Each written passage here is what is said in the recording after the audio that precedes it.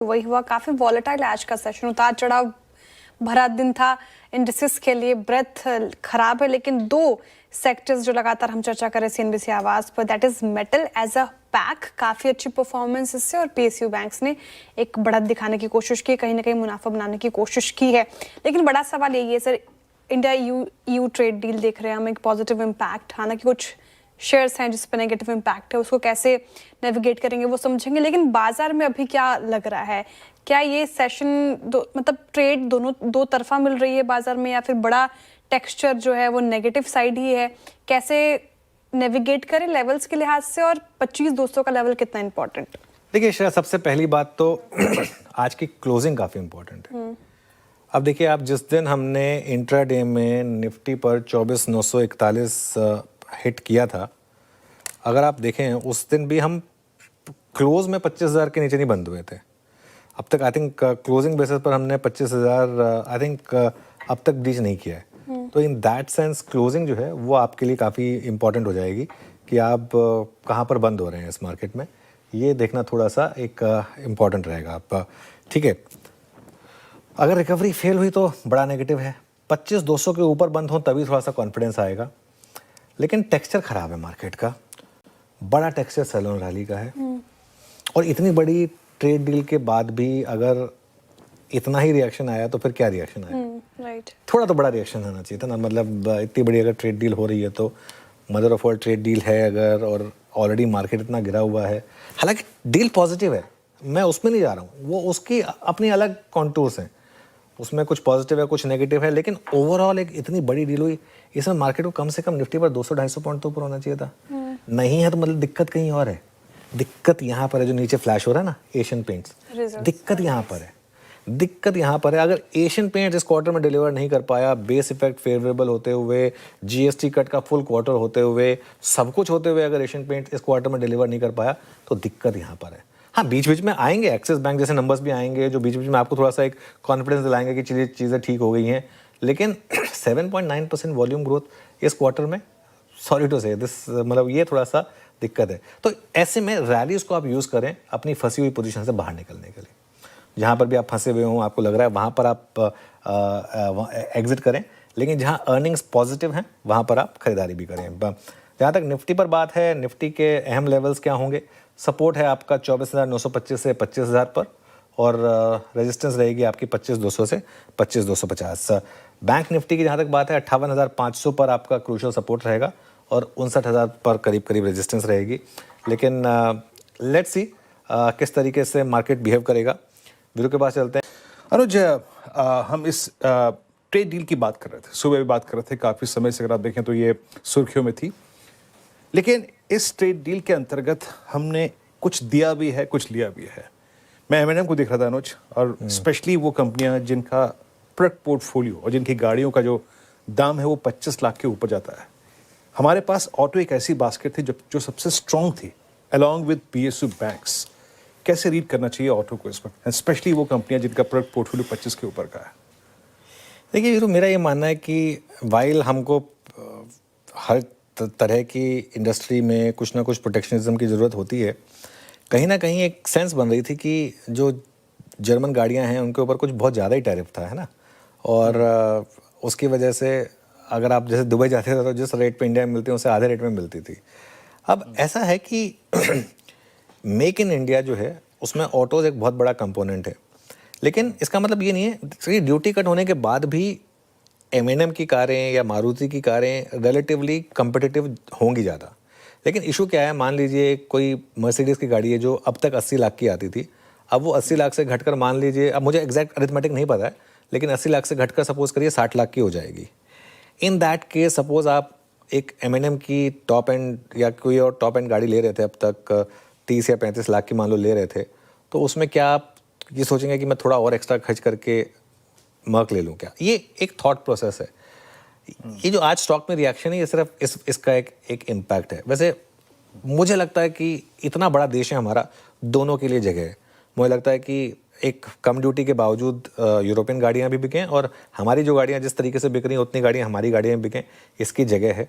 और मेरा ये मानना है कि आगे जाते हुए ये एक बाइंग अपॉर्चुनिटी साबित होगी, खास तौर से M&M में, जिसमें मैं हमेशा एक चीज़ कहता हूँ, जब भी अपॉर्चुनिटी आए, जब भी मार्केट में करेक्शन आए, वो एक अपॉर्चुनिटी होती है। बाकी तो खैर वीरू टाइम के साथ पता चलेगा। अभी तो मार्केट सिर्फ कयास लगा सकता है क्या होगा आगे जाके, कैसे होगा। आपको याद होगा एक बार आयशर मोटर्स में बहुत बड़ी गिरावट आई थी, क्या निकला उसका इवेंचुअली जाकर वो आज की डेट में ऑल टाइम हाई पर ही है स्टॉक। तो इसके लिए ये बहुत कुछ चीज़ें जो है ना वो डिपेंड करती हैं कि 3-4 क्वार्टर के बाद नंबर्स कैसे आते हैं और उस पर स्टॉक कैसे रिएक्ट करता है। Eventually it all boils down to that. चीजों पर तो राय लेंगे, लेकिन सर सबसे पहले भारत EU FTA कितना अच्छा लगा आपको?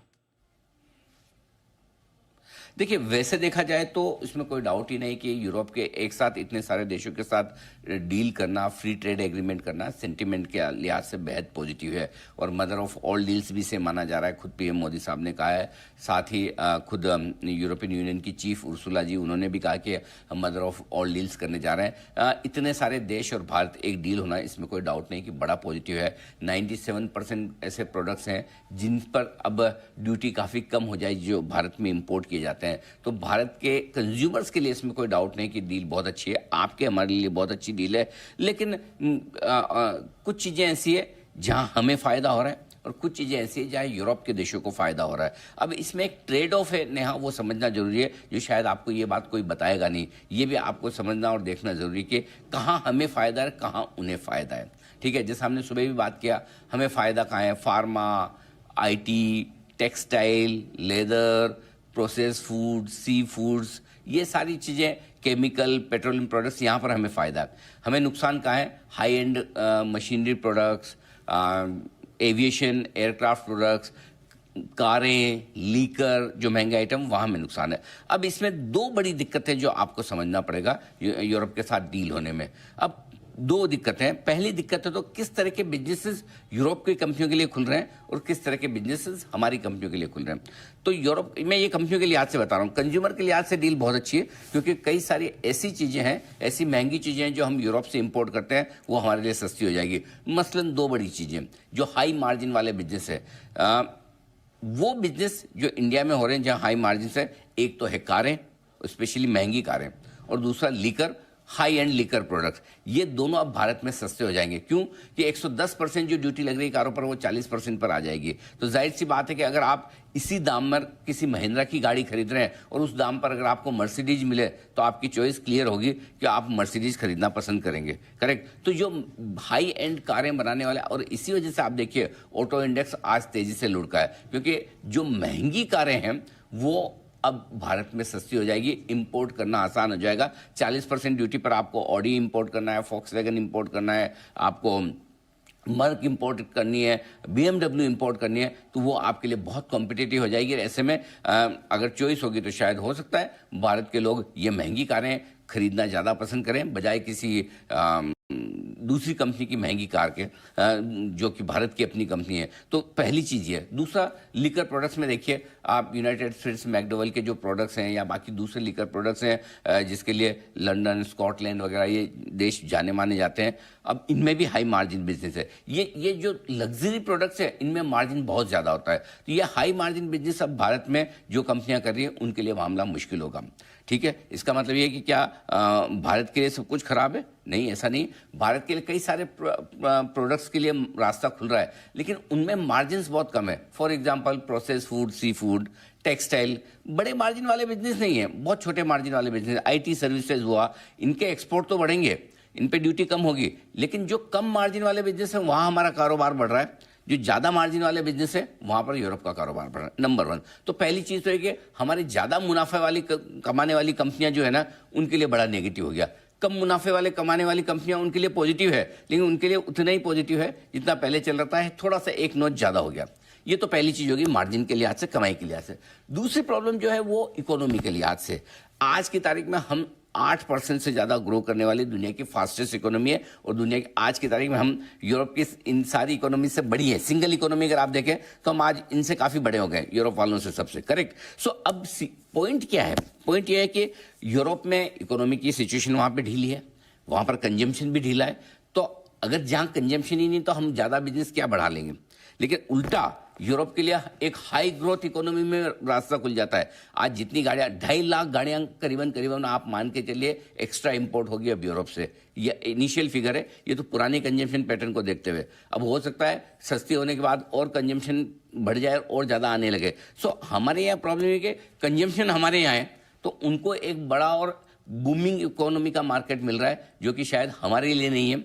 हमारे लिए वहाँ के ढीले ढाले कंजम्पशन में कितनी और जगह बना पाएंगे हम प्राइसिंग के दम पर, वो देखने वाली बात होगी। तो सब कुछ चीज़ें अच्छी है, बढ़िया है, डील होनी चाहिए, डील होने से ओवरऑल फ़ायदा होता है। लेकिन प्रॉब्लम ये कंज्यूमर आपके मेरे लिहाज से बहुत अच्छा है अनडाउटेडली, लेकिन कंपनियों के बिजनेस के लिहाज से अगर आप देखेंगे तो फिर ऑटो सेक्टर के लिए, लीकर सेक्टर के लिए, हाई एंड मशीनरी बनाने वाले सेक्टर के लिए ये मामला ढीला है। अब कई सारी हमारे यहाँ की कंपनियां ऐसी है जो अच्छी टेक्नोलॉजी के दम पर, हाई एंड टेक्नोलॉजी के दम पर जापान फ्रांस की कंपनियों से कॉम्पीट करना चाहती है, लेकिन अब उनके लिए मुश्किल हो जाएगा, क्योंकि अब अगर वो वहाँ से पार्ट्स, प्रोडक्ट्स, टेक्नोलॉजी सस्ते आपके टैरिफ पर हमारे यहाँ बेचना शुरू करेंगे तो वो जो नए एंटरप्रेन्योर्स हैं उनके लिए थोड़ी सी मुश्किल वाली बात हो सकती है। तो कुछ चीज़ें अच्छी है, कुछ चीज़ें खराब है।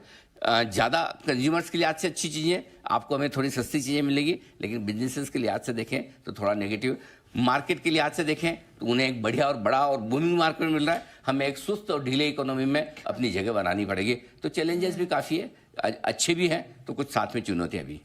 ऑलराइट, तो नेहा देखिए क्या है, आज के सेशन को एक एक्स्ट्रा ऑर्डिनरी ट्रेडिंग सेशन के तौर पर देखना चाहिए। ऐसा मैं क्यों कह रहा हूँ, क्योंकि आज मंथली एक्सपायरी का सेशन है, इसलिए आज के मूव की अहमियत बहुत ज़्यादा कल के सेशन पर नहीं रहेगी, नहीं ग्लोबल ट्रेड की बहुत ज़्यादा रहेगी। अब आज के सेशन में एफआईज के, घरेलू फंड के जो भी आंकड़े रहेंगे उनमें भी जाहिर सी बात है कि एक्सपायरी का एडजस्टमेंट होगा, इसलिए उन आंकड़ों का भी सही अनुमान लगाना मुश्किल होगा। तो ऐसे में आपको करना क्या है, आज के सेशन से एक ही चीज़ सबसे इंपॉर्टेंट टेक अवे है, वो ये है कि 24,925, 25,025 आपके लिए एक अच्छा सपोर्ट जोन है जो आसानी से नहीं टूटे। दूसरा टेक अवे क्या है, ऊपर में 25,300, 25,425 की रेंज को पार करने में थोड़ी सी मुश्किल आएगी, वहां पर जाने पर आप रुकेंगे। लेकिन कुल मिला के ये कि एक रिलीफ रैली आपके लिए आती हुई दिखी है। ये आप कह सकते हैं कि शुक्रवार की तेज गिरावट के बाद कम से कम एक थोड़ा सपोर्ट आता हुआ दिखा है। सो हम आज फ्रेश पोजीशन बनाने की राय नहीं देंगे, क्योंकि पता नहीं शॉर्ट कवरिंग की वजह से, एक्सपायरी की वजह से अगर बढ़ा है तो कल देखते हैं क्या कुछ होता है। और अगर वाकई में बाजार में ताकत है और अगर 25,000 के नीचे गिरना नहीं चाहता तो कोई बात नहीं, हम थोड़ा सा ऊपर खरीद लेंगे, 25,300 के ऊपर खरीद लेंगे, 25,200 पे नहीं। तो हम एक दिन इंतजार करने के मूड में ज़्यादा है। अगर आप फिर भी नई पोजीशन कोई बना रहे हैं या कैरी कर रहे हैं तो सेफ्टी के तौर पर 25,000 का पुट आपके पास होना चाहिए, और अगर आप शॉर्ट पोजीशन को कैरी करके जा रहे हैं तो 25,300 या 25,350 का कॉल ऑप्शन आप खरीद कर अपने आप को हेज करें, नई पोजीशन कल बनाएं।